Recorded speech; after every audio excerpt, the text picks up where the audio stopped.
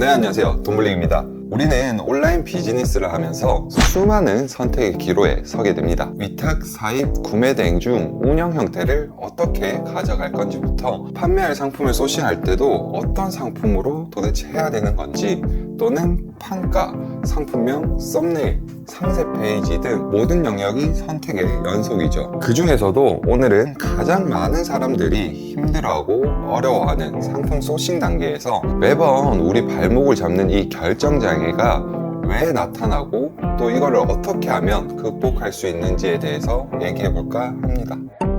우리가 판매할 아이템을 결정하고 소싱할 때 어떤 제품으로 선택해야 될지 유독 많은 고민을 하게 되는데요. 제가 생각하는 가장 큰 이유는 소싱의 기준점이 자꾸 바뀌기 때문인데요. 예를 들어서 내가 A라는 제품군 안에서 소싱하고자 할 때 소싱 기준을 최저가로 잡았다고 생각해 볼게요.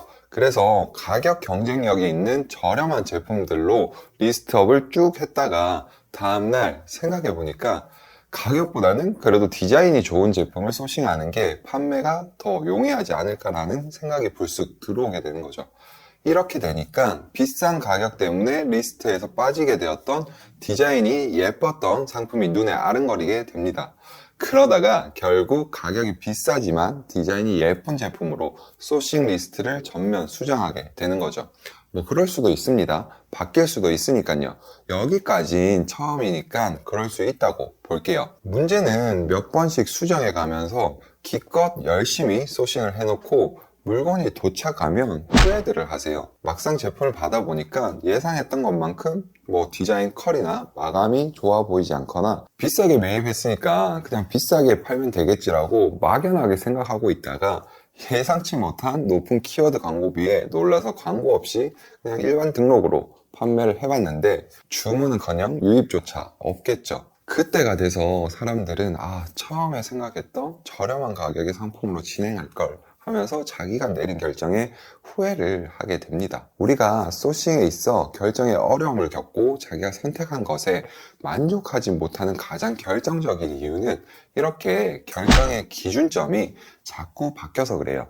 상품 소싱에 있어 결정을 잘하고 후회하지 않으려면 중요한 기준점이 확실해야 하고 그게 바뀌면 안 돼요. 그래서 저는 앞선 영상에서도 말씀을 드린 적이 있는데 큰 틀에서 상품군까지만 정해놓고 내가 판매할 타겟을 먼저 구체적으로 설정을 해놓고 소싱에 들어갑니다. 메인 타겟으로 설정한 고객들이 좋아할 만한 요소가 소싱의 기준이 되는 거죠.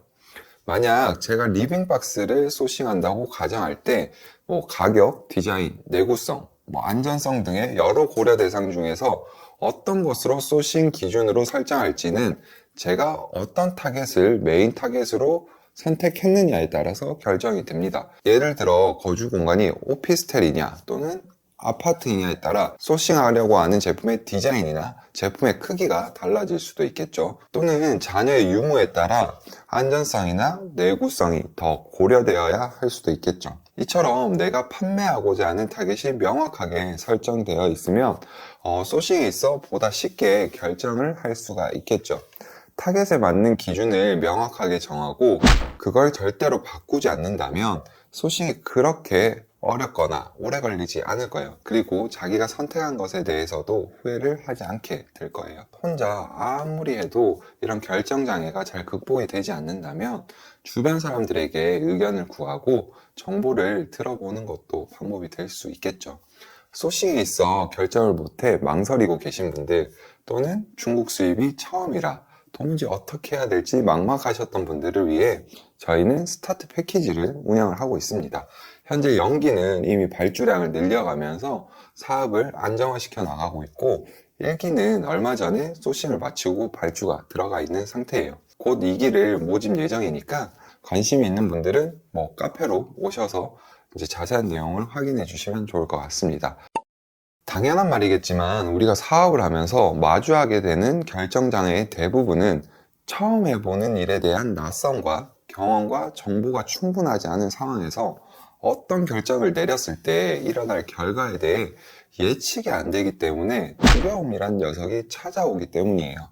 저 같은 경우에는 사업적으로 중요한 결정을 앞두게 되면 이 일을 한 10년 가까이 하고 있지만 진짜 솔직하게 말씀드리면 아직도 밤잠 설치면서 밥맛도 없고 많이 힘들어하는 타입이거든요. 사람은 다 똑같아요. 그냥 아닌 척, 괜찮은 척, 태연한 척 하는 것 뿐이에요. 재밌는 건 내 속은 이렇게 까맣게 타들어가는데 남들이 봤을 때는 제가 사업적으로 굉장히 충동적이란 말을 많이 듣거든요. 사실 일에서만큼은 보다 적극적으로 또는 충동적이어 보이려고 조금 의도적으로 그렇게 행동하는 부분도 있습니다. 때문에 어떤 일을 해야 되겠다고 생각하면 저는 몸이 먼저 본능적으로 1차 제어를 겁니다. 너 그거 시작하기에는 아직 준비가 덜 된 것 같은데 괜찮겠어? 너 그거 잘 모르잖아. 근데 어떻게 할 거야? 이런 식으로 무의식적으로 제어가 딱딱딱 걸린단 말이에요. 저는 이걸 알기 때문에 스스로 계속 주문을 반복합니다. 완벽한 때란 없다, 완벽한 때란 없다 하면서 수정 보완해가자라고요. 이렇게 그냥 계속 반복적으로 되뇌이면서 냅다 질러버립니다. 결과가 좋았냐고요? 당연히 아니죠. 이렇게 약간 충동적으로 일을 하다 보면 함께 일하는 사람들에게 때로는 경솔해 보일 수도 있고요. 신중하지 못해 조금은 후회가 남을 만한 선택을 내 스스로가 반복적으로 하고 있다는 걸 알고 있어요. 다만 결정을 미루고 고민만 하는 사람과 차이는 분명히 있겠죠. 생각만으로는 알 수 없었던 내가 진짜 할 수 있는 능력의 한계가 이렇게 현실적으로 바로 체감이 되기 때문에 딱 거기에 맞춰서 빠르게 수정 보완할 수 있다는 점이 좋은 점인 것 같아요. 딱 거기까지거든요. 일에 있어 의식적으로 약간 충동적으로 결정하고 진행하고 밀어붙이면서 제가 손해볼 때도 있어요. 그런데 이제 제가 틀린 결정을 했더라도 빠르게 옳은 결정으로 수정 보완해 가면서 앞으로 한 걸음씩 나아갈 수 있더라고요. 이렇게 좁은 보폭으로 한 발 한 발 성장해 나가는 거예요. 성장에 있어 이런 실현의 과정 없이 그냥 진짜 넓은 보폭으로 남들보다 더 앞서가는 건 현실에선 없습니다. 남들이 고민하고 결정을 미룰 때 계속 부딪히면서 이렇게 쌓아왔던 좁은 보폭들이 시간이 지나 극명한 차이를 보이게 하는 거예요. 모든 결정에는 책임이라는 것이 따르기 마련이고 분명히 결정에 따라서 내가 얻는 것도 있고 잃는 것도 있을 거예요. 그 결정으로 하여금 내가 감당해야 될 것도 생길 거고요. 내 판단에 의해 자의적으로 결정하고 또 그 결과를 책임지는 이런 과정을 반복적으로 하다 보니까 그 과정이 학습돼서 사업을 하면서 불현듯 마주하게 되는 선택의 기로에서 조금은 더 신중하고 침착하게 좋은 결정을 할 수 있는 방법을 터득해 나갈 수가 있었던 것 같아요. 만약 그럴 때마다 제가 결정을 미루었다면 지금도 사업적 판단이나 어떤 결정을 내리는 방법을 배울 수가 없었겠죠. 상품 소싱 결정 장애에서 이제 사업적 소싱 장애까지 이야기가 좀 많이 세게 됐는데 이제 사람들과 얘기를 하다 보면 어떤 이유에서건 잘 모르겠어요. 저는 잘 몰라요 라는 말을 굉장히들 많이 합니다. 그렇게 모르겠다라는 말 뒤로 그 상황을 벗어나고 어려운 결정을 남에게 미루기 위해서 계속 회피하고 있는 건 아닌지 꼭 한번 돌아보셨으면 좋겠습니다. 앞서 말씀드렸던 것처럼 선택과 결정에는 항상 책임이 따릅니다.